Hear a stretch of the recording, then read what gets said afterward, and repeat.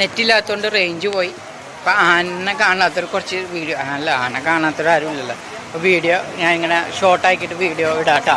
ഇവിടെ മഴയില്ലാത്തതുകൊണ്ട് ഇവിടെ ഒരു തെങ്ങുണ്ട്, അവിടെ ഇങ്ങനെ നിൽക്കുന്നുണ്ട്. അടിപൊളി കൊള്ളാം. ഇവിടെ മഴയില്ല, തേങ്ങയുണ്ട്, തലയൂല, എന്തായാലും കെട്ടിയിട്ടില്ല. അതെ